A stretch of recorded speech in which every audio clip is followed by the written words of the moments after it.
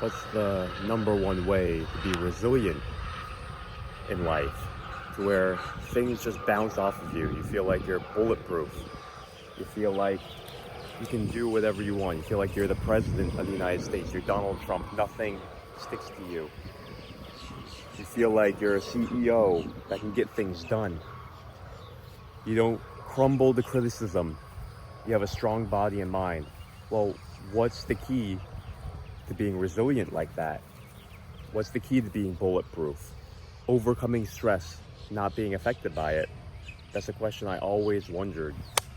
Ever since I was a young kid, I was very shy. And so even just being resilient around other people was a huge question.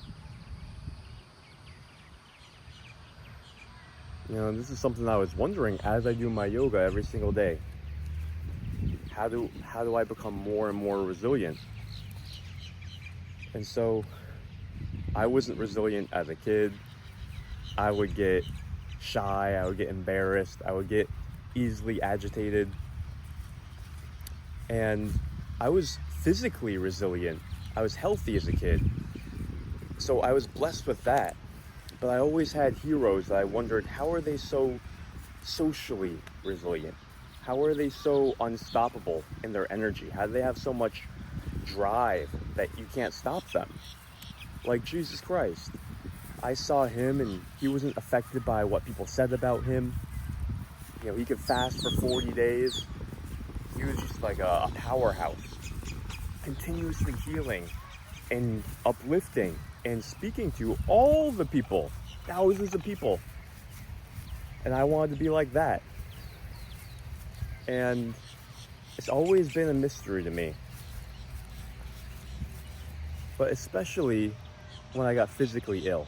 When I got physically ill with bad gut bacteria when I went to India, I had to learn how to even use my physical body to be resilient. And I learned from struggling just with bad bacteria in my gut how much the physical body affects your mind. I mean, I was in a bad spot. I was a mess. Just because my gut was messed up with the water. I mean, I had a hard time speaking. I had a hard time socializing.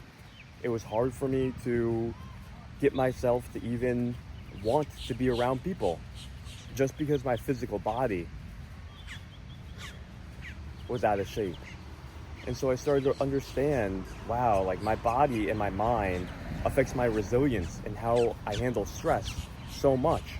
And so I learned from that the primary foundation of resilience and having vitality is the physical body's health. Because if you lose your physical health, how are you going to have vitality? It affects your mind. You can't have resilience. You cannot be bulletproof if you don't have that foundation of physical sturdiness. And so I had to figure out, okay, how do I detox my gut? How do I detox my whole system so that I don't have these toxins, these parasites? And so I did it. And I did yoga after I cleansed my physical body. All kinds of herbs, all kinds of oils. I did enemas. And then the yoga was actually able to help me after I actually got my physical body in shape. And so I had to learn a lot about yoga medicine because these yogis are smart guys. For thousands of years, they've been studying and they wanted to understand how to make you a robust, very resilient person and how to have a calm mind, because that's the main goal of yoga. How are you going to progress in life if you don't have a calm mind? But to do that, you need a calm body. And so I started to understand from yoga, it presents the whole package of how to understand myself, of how to understand how to actually start making progress in my life. Because, you know, I was reading books about how to accomplish and Western self-help that tries to get you to just use only your mind. But if your body is not functioning as it should, because you don't have good gut flora, or you don't have, if you have toxins in your system that aren't flushed out, you're going to have a hard time having a calm mind. That's why in yoga, they always talk about, in Raja Yoga, there's 8 different steps. And the first one is, okay, well, make sure that you have your morality in line. Next thing is get your physical body in line. They're talking about yoga postures and doing breath work like I was just doing back there. And so if you have your morality on point and you're not just living a horribly sinful life, or not even sinful, I don't like that word, it's very loaded with a little bit of judgment too, but a life that creates stress for you, a life that creates damage and stress for other people, then you gotta get your body on point. And so I started following this yoga system, and I cleansed my body. And man, this park is just beautiful today, guys. Look at this. This is amazing. So I cleansed my body, started doing hatha yoga, boom, got my strength back. Started feeling real good. And the beauty of yoga started to actually show itself. Like, I actually felt like, I felt the energy, I felt the inspiration, I felt the insights, I felt the mental clarity. It was only after I was able to cleanse my body that strength was able to come. And so this happened again. I mean, I had 2 different stages in my life where I had to face extreme fatigue, extreme burnout, extreme health crisis. I mean, technically 4, but the 2 times where I knew about how to use yoga, how to cleanse the body, and then how to use the science of yoga to actually vitalize myself. That's when I started to understand real resilience. It happens with a stable body and a calm mind. You know, I always had this question because I would do Toastmasters where you get up in front of a group of people and you have to give a speech. And I would always get nervous and I would always feel like a little bit imbalanced. And so I'd always think, why is this? Why do I feel like I'm not resilient to this? Like, I'm not stress resilient. How do I become more stress resilient? And so in that case, I was creating my own stress. I realized I was putting so much expectations on myself to say it perfectly, to do it perfectly. I was thinking, I need this to go correctly. I need this result. I was going to judge myself if it didn't go well. Why can't I just like laugh? Why can't I just enjoy? Why can't I make it fun? Why can't I just be light about it? Right? And so I started to train myself and use yoga visualization. We call it yoga nidra, where you use visualization to actually start shaping and reshaping your subconscious and take control of your mind so that you're not creating the stress. And so I realized, wow, if I can actually use subconscious tools to start reprogramming my mind, I can change my experience of how I go about talking to people, giving speeches. A big thing for me too was going on dates and talking to women. I'd always kind of feel this like little nervousness, right? Which is kind of normal. But at the same time, it doesn't have to be there. And so, you know, I just realized the first step to resilience is not creating the stress. It's like, you want to be able to be this suit of armor, Iron Man, where things bounce off of you. Well, most of the time, it's not like that. Most of the time, you're just punching yourself. It's not like you have to be like a stronger suit of armor so that other people's arrows and bullets bounce off of you. No, it's not about deflecting what's coming from the outside. It's usually just about not beating the crap out of yourself on the inside. That's real resilience, because stress only happens in here. Nobody can force you to be stressed. And so it's kind of a misnomer talking about stress resilience, because no matter what you're doing, it's all just your mind and your subconscious telling you how to feel about it. You see, same thing with burnout. When I was working as a massage therapist, way too much, doing too many sessions, you know, that's physical and mental stress. There's a lot of different kinds of stress. So if you want to be resilient to stress, you have to be very practical about how much you're challenging yourself physically. Are you doing too much physically? So, I was working 5 sessions a day, 5-6 days a week. And I still remember, man, I would just wake up and I had to pump myself up. I would take cold showers. I'd be going around and in my car and playing pump up music. I'd be doing my affirmations, listening to Tony Robbins, Napoleon Hill, and it was just too much for me. I didn't know the food combinations that were good for me. I would eat things like fruit with nuts together, and it would make me feel like a little bit agitated in my stomach, made me not want to go to work. And I didn't realize that actually wasn't a good combo. I thought this is a great combo. It just tastes amazing. Until actually a couple of weeks ago, a friend who went to Ayurveda school here in Miami, he told me, fruits digest so fast that you shouldn't eat them with heavy foods that digest slow, or else your stomach will try to digest them both together and not give the food enough time to digest, and you're creating toxins. So, kind of screwed up there. But you live and you learn. And so, understanding how to keep the body calm and not stress the body, that's an art in itself. Learning how to balance your body, whether that's how you eat, what you eat, when you eat, the chemicals that you're avoiding, the detox that you're doing, the vacations that you're taking, the amount of self-care that you're doing, or just decreasing your workload. Are you working too much? Right? So to be stress resilient, you gotta take care of your physical, right? I remember one of my favorite things to do as a massage therapist, I would come home and on my off days, sometimes at night too, I just make a bubble bath. I put some essential oil, the magnesium salts, put on some Gregorian chants, and just let myself soak. Get those minerals in my muscles. And it would just heal me. But first thing had to come first is you gotta set boundaries. I had to set boundaries on how many sessions a day I was doing. That was the main thing. I was overworking myself, and so no matter how much bubble baths I took, you can't out bubble bath overworking yourself. I wish you could, because I love bubble baths.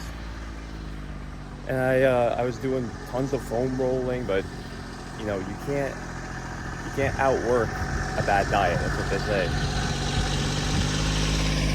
And you can't out foam roll an overloaded schedule. You just can't. And so paying attention to all these things is what yoga science helped me understand. It laid it out in a complete whole system. That's why I'm constantly sharing this with everybody, is you have to have the whole picture. It's like a puzzle. It only works if you put them all together, or else you can't really be functional. And so that's why I'm constantly talking about, okay, foundation is get your physical health right. Get your physical health right, your mind will naturally function much, much better, much easier. It's kind of like when you're sick, you can't really think right. A lot of people's physical body's a little bit sick, maybe a lot sick, but maybe you're not attributing your mental anxiety, slight depression, frustration, anger, and irritability to your body being a little bit sick. Maybe you're misdiagnosing the problem and you're saying, I just got to have talk therapy. Well, for me, I had to actually just get my body right. And then my body would actually start helping my mind be more calm, be more happy. And that's what all the yoga does. I just did 90 minutes of hatha yoga and then some breath work. And afterwards, I just feel fresh, feel clean. Mind is working well. You're balanced. So that's why I'm telling people, the yoga science is this amazing miracle that just shows people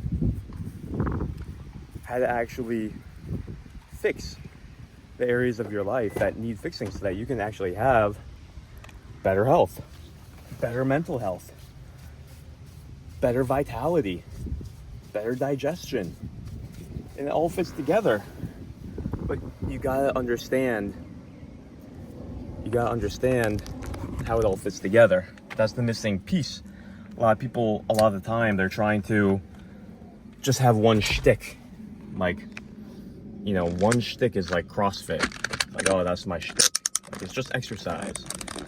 But you're leaving out detox, you're leaving out mental health, you're leaving out work-life balance and your lifestyle and morality.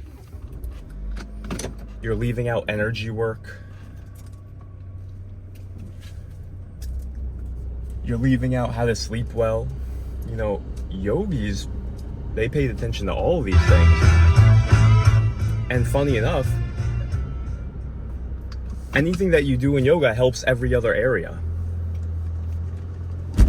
Oh shoot, what was that? Hold up. What was that? Hold on, give me a second.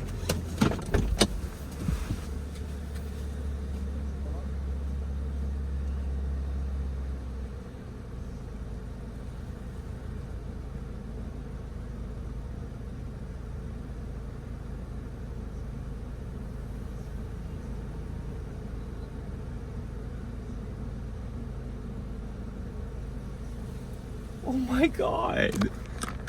Yo, we just dragged the cylinder? What? How did that even happen? Yo, we gotta move this back. Hold up. That's crazy. Yo, that was crazy. We dragged that traffic cylinder unknowingly. That was so weird. Thank God it didn't damage the car in any way. Thank God I'm stress resilient, didn't let that stress me out. Could pick up that thing and put it back. Being a good citizen. So anyway, yeah, I was saying, just so important to see how all the pieces fit together and not just to have a shtick. Because shticks don't work. And for so long, I was just thinking that like supplements or protein was my shtick, or like exercise. For years in my early 20s, I thought, you know, just weightlifting is my shtick, like it just solves everything. But it wasn't sophisticated enough of a life program, as a personal development program. You know, it's health, it's mental health, it's morality, it's your social life, it's being perceptive so that you can notice everything in your life and what you're doing to influence every single part of your life, so that you can understand, hey, I have responsibility. Like, I can respond and actually become the master of all these different areas of my life. I don't have to be a victim. It starts giving you perception and clarity so you can understand what to do. A lot of the times, we just need to be more perceptive so we can understand what we're actually doing to ourselves, which is the crazy thing. So, you know, a good start is to do a cleanse. So I actually made a free cleanse that I want people to do. It's in the link below. Just click the link. And the whole idea is that in 7 days, you can cleanse your whole system in a very powerful way, just by taking herbs and oils. I mean, we're talking herbs that cleanse your whole system, detoxify the whole system, and just by swishing oil in your mouth, taking and eating certain oils, it completely sponges up everything. It's like sending this flood of just like magnets through your body. It's just magnetizing all the toxins, and then you dump it out on the last day.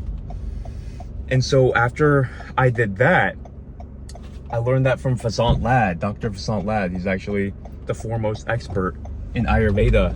He brought it to America. He has this cleanse. And so when I did that, I felt, wow, my mind is so much more clear. My body is working so much better. I can do my massages better. I'm sleeping better.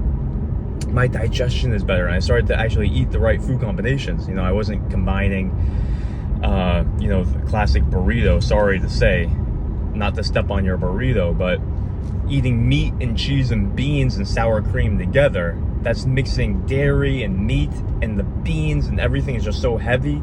You can imagine And plus, you're eating the wheat tortilla shell and the fried tortilla chips. It's not healthy a lot of the time. So, knowing the food combinations helped me so much. It's just knowledge. Yoga calls that Jnana, Nana yoga. It's the yoga of knowledge, using knowledge to improve your perception, to improve your life. And so you have to have right knowledge. Yoga changed my life, guys. The science of yoga. I'm not talking about Lululemon yoga. I'm not talking about becoming a spaghetti noodle. It's not just about flexibility. It's not just about the hatha yoga. Yoga is the science of how you live your life. It's being perceptive in every area of your life. And that's why it can change every area of your life, because it helps you become the master just because you're more perceptive. You're more in self-control, right? So I want everyone to understand these tools so that they don't have to be in pain. They don't have to suffer. They don't have to have the aches and pains. They don't have to have the emotional overload. They don't have to feel like they're in a box where they can't break out, where they can't say no to their clients, where they can't work less because they have compulsive thoughts about how much money they have to make or how high status they have to be, or limiting beliefs about whether or not they can start their own business, their own solo practice, concierge practice. I'm big on that. I always talk about every massage therapist should have their own private clients. You should be charging $100 to $500 per session so that you can only do 1 or 2 sessions a day, make a full-time living. That's Nana yoga. That's using knowledge to improve your life. You have to break through the limiting beliefs, and yoga helps you do that too. Gives you clarity. A lot of times limiting beliefs are just based on lack of clarity, lies. Once you have clarity, hey, there's no reason why I wouldn't be able to do this. I see the strategy. I see how it works. Now I know that I can do it because you see how it works. When you see how you work and you see how the situation works and you know what to do, it's just an equation. I do this and this happens. It's just science. And so it really can be boiled down to just being a science, but you have to be perceptive. Just like the scientist has to have perceptive tools like microscopes, very precise experiments and measurements and data, and then adjust. Same thing with us. We have to be the scientists of our life, where we can actually observe, run experiments, change, and adapt. That's actually how things work, surprisingly enough. Scientific method wasn't a useless thing that we learned in school. We can actually use it on us, but we have to be perceptive.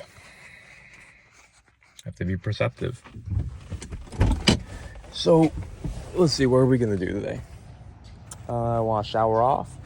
Want to go thrift shopping. Gonna go see my dad. He's in the hospital. He's gonna have a heart surgery soon, so we're gonna go see him. Hang out with the family, play some games over there. We're gonna have a good time. So let me go shower. So I'm trying out this whole idea of just eating more fruit, just alone, because before I used to always think I had to have protein every single meal. And that's just BS.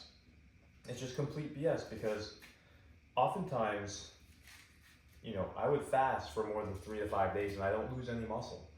So what is it, the stupidity that people are thinking every single meal they have to have protein? That doesn't make any sense.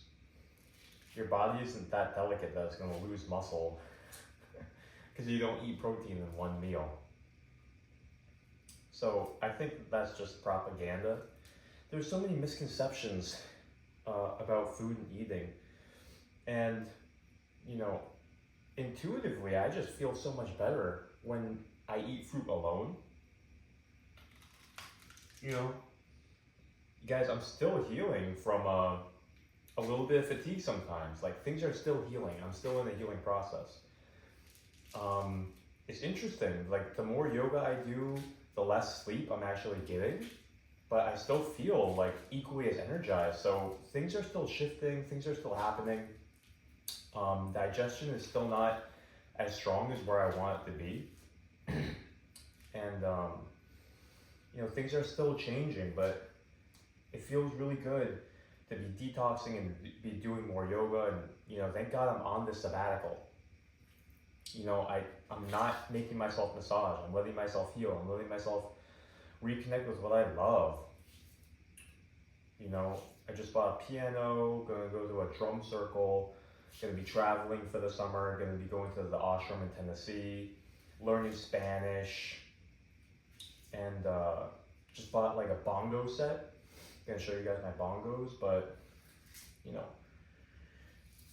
just such a relief to not have this pressure in my mind about like constantly make money, like it's all just about making money, like I have enough money, I saved up, so it's like now it's about health, it's about well-being, it's about reconnecting to what actually lights me up. I really like electronic dance music, shuffle, break dance, so I'm going to be doing all that stuff. There's a drum circle tomorrow, reconnecting with my buddies, playing games, playing video games, talking about Pokemon, so,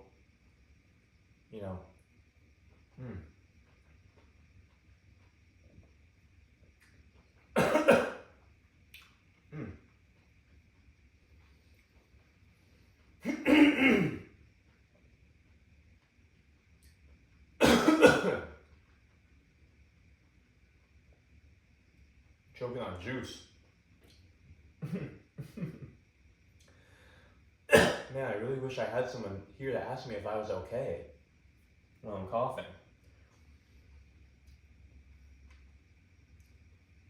So, being fatigued and so sick for so long, it's forced me to really fall in love with like nutrition and yoga and reading and books and knowledge and all this good stuff. But at the same time, really, really important also to reconnect with the other vibrant things that used to be in my life, like the dancing and the capoeira, exercise, playing games and relaxing in life. So it's kind of something that I'm going to be reconnecting with.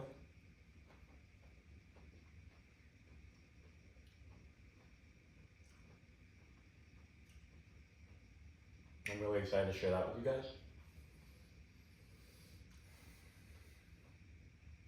By the way, I usually don't talk and eat, so I'm going to end this video, but by the way, this is definitely the only way to eat oranges. You can't do those wedges. You gotta peel it completely. This is the only way to enjoy an orange. Come on.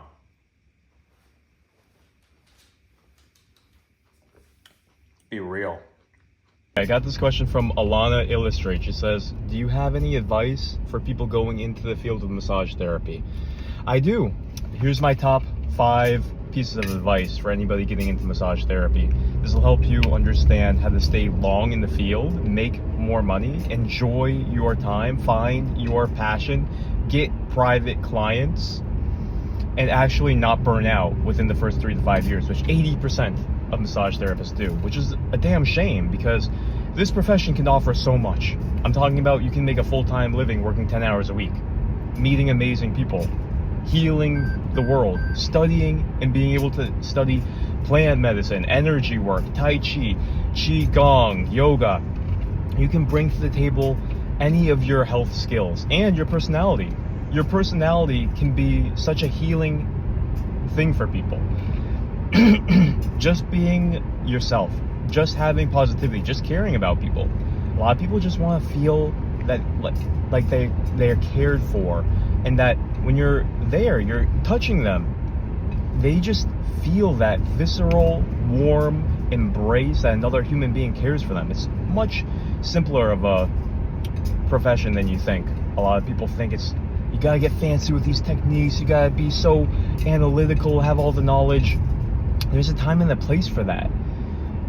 But that's for if you're working with particular medical issues, and for the broad swath of people.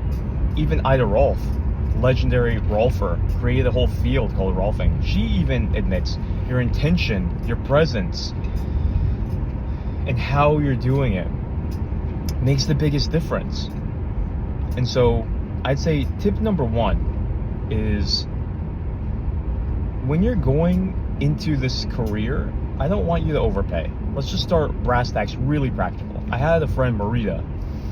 She paid $40,000 for a 1-year education. And on her first day, she's massaging this guy and realizes, oh my God, I actually don't like touching people. So she's $40,000 in debt. Don't be like Marita. First of all, I paid $2,500 for my entire 7-month MT program. That got me my license. It was an amazing program, so shop around. You know, in life, I always am amazed how people don't shop around. Maybe they shop around for like a vacuum cleaner or some dumb crap like that. But then when it comes to their school, their future, who they're gonna actually date, what doctor they're gonna see, what kind of food that they eat, things that determine the quality of your life, people aren't researching, people aren't shopping around, people aren't doing due diligence. And it's just like, wow, you're throwing away your life. So when it comes to school, research the top 10 schools in your area. Make a little Excel spreadsheet. You can actually ask ChatGPT. It'll take you a minute. Ask ChatGPT, make me a list of 10 different massage schools within 40 miles of my address. Make a chart. Tell me all the prices, the pros, the cons, the cohort size, and give me a link to their website and their phone number. Boom. That way you can do a analysis and make an informed decision. And also you can tell ChatGPT, tell me the average price to go through massage therapy school in my area. You know, there's a lot of options in my area, and I chose not the cheapest, but I chose the balance of the most affordable and the best education I can get. So just take the time. Go to the websites, give them a call, and before you go and actually enroll, for God's sake, go to an open house, meet the teachers, vibe it out, and trust your instincts. You're gonna spend a long time in school. You know, mine was a 700+ hour program, and so you gotta trust the teachers. You're gonna be spending a lot of time with these teachers. You know, are the teachers practicing? Why or why not? How long have they been practicing? Do you like their personality? Trust me, you have to vibe with the teachers. And so that's how you make a good decision. So make sure you get the right school, the right education. Don't go into debt. One of the most beautiful things about this profession is that unlike many other professions, you're not going 60, 70, 100, 200, $300,000 into debt. Just ate an orange. You know, I wanted to be a chiropractor. That's $200K a lot of times. Acupuncturist, $60K. Nurse, $60 to $70K. Doctor, $250K. Massage therapist, $2.5K. So it's a wonderful decision that can give you an amazing career. Number 2, I would say, you gotta not overwork. You gotta not overwork. A lot of people say self-care and all that stuff. Yeah, but that's secondary to, you can't self-care yourself out of overworking. If you're overworking, you're toast. So I say, every week, I'd say don't do more than 15 to 20 sessions. It's going to depend on everybody. Some people have, like, you know, the vitality of a god. They can do more than 20 a week. I'm telling you, know your limit and go well below it. I'd say initially, look at this as like a supplemental income. Live below your means. Don't put yourself into such financial pressure that you need to work and make so much money every single month. You know, my number 3 tip is learn how to get private clients so that you can keep all the money, work less hours, pick and choose who to work with. Vital. And so they both go hand in hand. So number 2, don't work too much. Well, there's a mixture of, number 1, don't be in a position where you need the money so desperately. And number 2, know your limits. All right. So number 3, You gotta know how to get private clients. It's easier than you think. All you gotta do is be able to connect with your clients, okay? So I recommend working at a stretch zone or some kind of spa where you can tell people about yourself, where you can be social, where you can talk to people.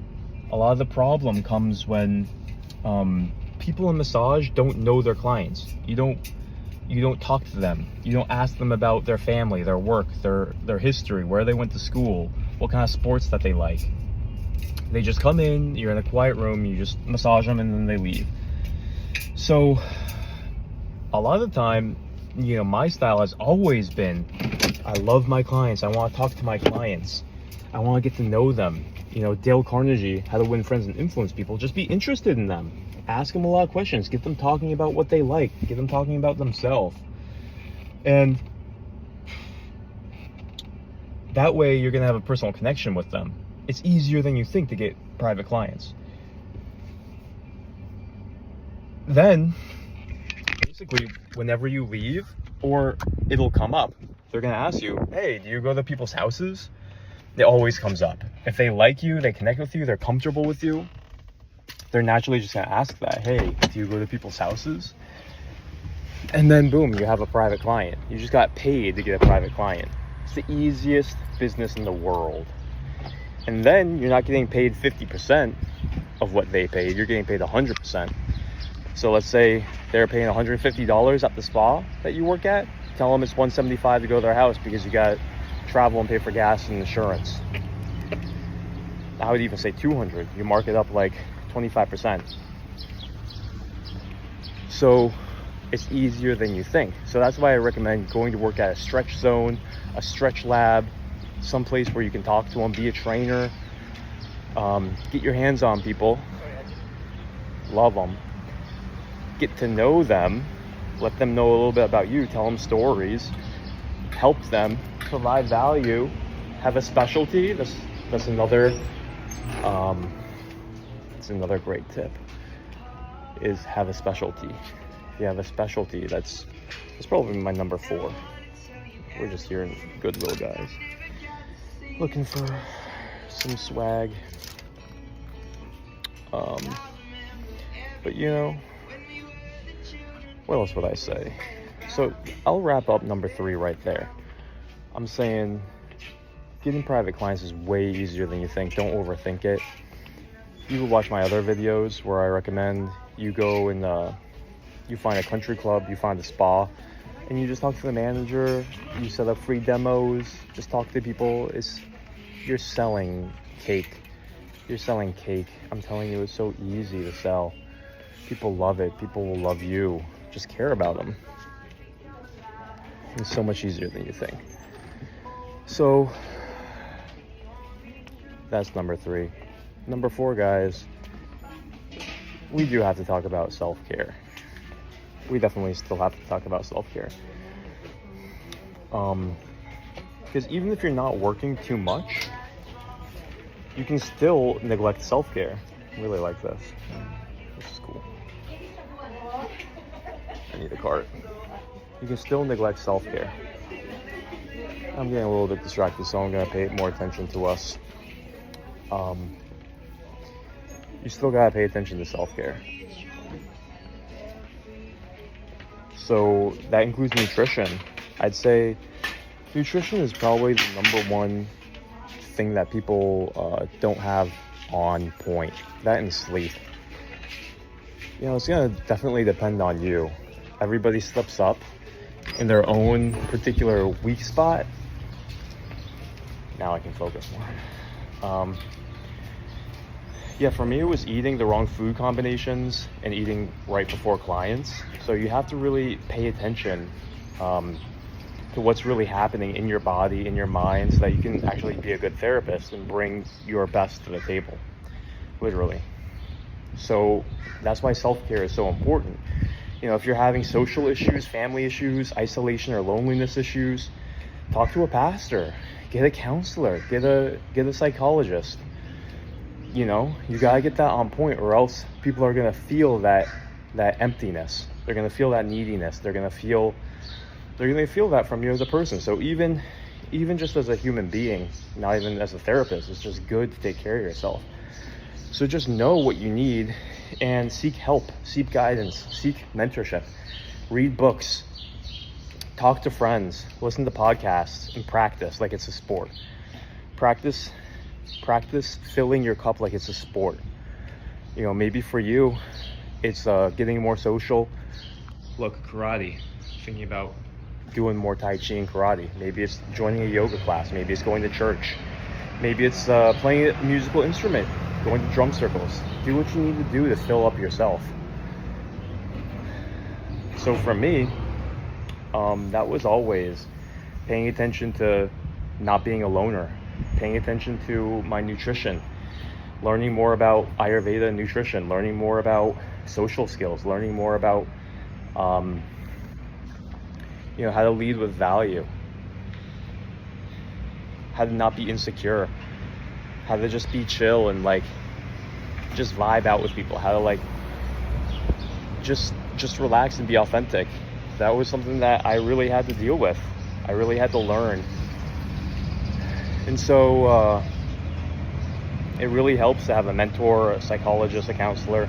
Highly recommend. You need a mentor in everything in life. So I'd include have a mentor in this one where it's like self-care. A lot of people don't understand like the power of self-care and mentorship, of like having a tribe, a team. You know, the rule of 33 is that you should spend 33% of your time with people who are above your level, 33% of your time with people who are on your level, and 33% of your time with people who are below your level, so that you can mentor and teach them. That way you're getting a good balance of everything that you need. Tai Lopez talks about that a lot. And mentorship. So make sure you have a mentor in whatever area is important to you, whether that's a massage business, whether that's massage technique, whether that's someone who can mentor you in terms of your personal growth, your spiritual health, how your life is going overall as a person. What about wealth? Do you understand wealth? Have a mentor there. All right, so take care of yourself. Number 4. Number 5, I say be very meditative and aware throughout your day of how every single thing that you do impacts you. Awareness, observation, meditativeness. It's not just when you sit down to meditate, it's understanding how everything in your life impacts you, so you can show up as a better healer, so you can show up as a better person, a better friend, a better boyfriend, a better girlfriend, a better therapist, a better brother, sister, son, daughter, wife, husband. So meditation really just teaches you how to be the mad scientist, the observer of your life, the Sherlock Holmes, so that you could understand, this show is making me feel a little bit catty or a little bit aggressive. Watching too much Game of Thrones, that's what it did to me. Made me feel a little bit Machiavellian, a little bit selfish, a little bit aggressive, a little bit on edge, a little bit power hungry. And so understanding what everything does to you. Certain friends are going to be more judgmental, aggressive, sexually perverted. People influence you more than anything, right? Being around people, I call it like your friend food. It's like you're eating the energy of your friends. They're literally feeding you energy, and it's impacting you just as much as bad food. So if you're hanging around junk people, then it's like you're eating junk food. You can't prevent that energy from influencing you. People who are judgmental, critical of you, don't believe in you, laugh at you, ditch them. Ditch them fast. Ditch them fast. Be around people who believe in you, who laugh with you, who aren't petty, who aren't catty, who aren't jealous. Get away from those people who hold a record of wrongs, who are judgmental. Get away. So you gotta be very observative and understand everything impacts you. Just start paying more and more attention. You know, even run more experiments. Run more experiments on the diet that you eat, how soon you should eat before a session. I recommend having an hour spaced rest before your session after you eat. Don't eat right before a session. See how it impacts you. Experiment with what you're eating. Like, I just ate fruit only 3 oranges. It's an experiment. I'm constantly doing experiments. You have to constantly run different experiments and observe and be the Sherlock Holmes of your life. And you're going to find this is the only way that you can take control and actually master your life. This is the only way. You have to understand what the impact of everything has on you. How much vitamin D am I getting every day? How much time in the sun am I spending? How much meat am I eating? How much dairy am I eating? What kind of food combinations am I eating? What kind of information am I listening to? All 5 senses. Think about it. How much sex am I having? How much sex am I not having? How much porn am I watching? How much semen retention have I been doing? You gotta look at everything, every single aspect of your 5 senses. Look into it and experiment. How much sleep am I getting? Am I taking a nap? Figure yourself out. This is part of knowing yourself. What about how many dreams am I thinking about? How many ambitions am I thinking about? What kind of hope and plans am I making? Am I hopeful, or am I like in scarcity mode? How much self-care am I doing? How many steps am I taking every day? Am I doing too much exercise, too little exercise? What kind of exercise should I be doing? How many times a week resistance training should I be doing? And this can all change. You're a constant variable. You'll always need less or more, and it's up to you to just be in touch with that.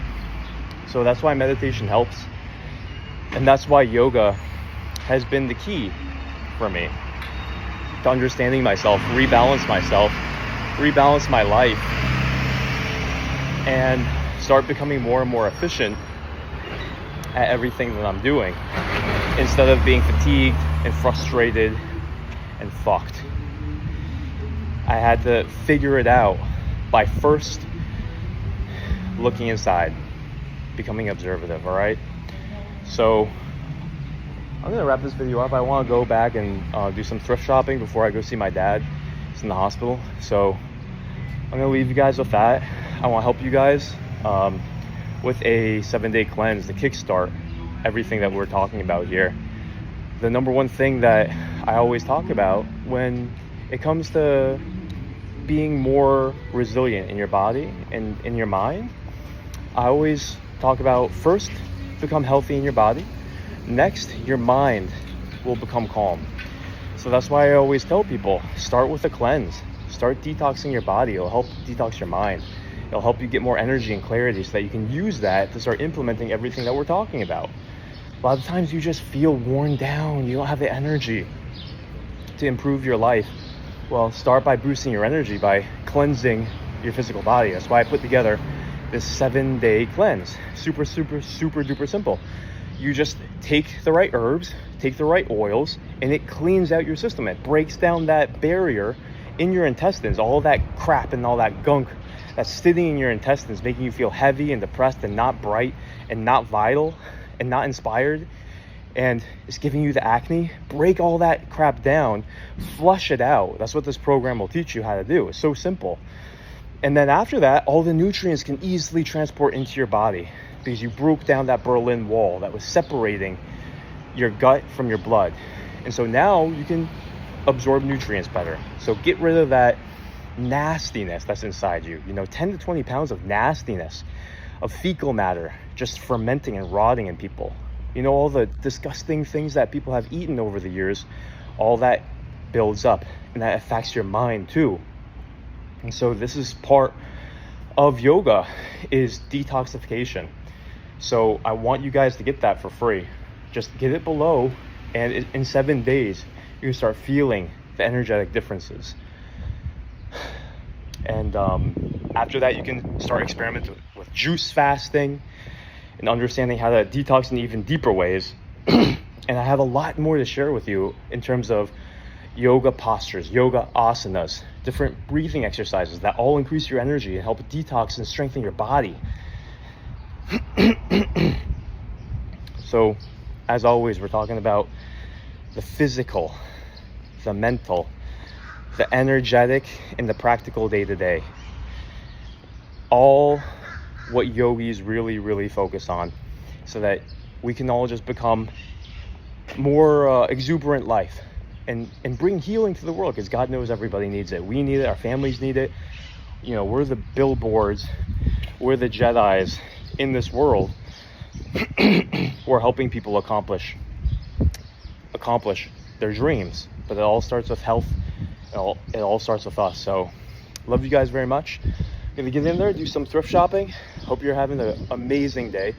Hope you're living according to your dreams, and I'll see you next time. All right, we just destroyed a whole thing of watermelon on our own, and we went to the thrift store, and I want to show you guys my haul from the thrift store. About to go give some gifts to my dad and my sister at the hospital. Gonna see my dad, but basically that watermelon is helping me stay really energized. And you know, there's this myth that sugar is the devil. So actually, when you want energy, and when you want to keep going throughout your day, like today, all I ate was 3 oranges and this watermelon. It's the summer.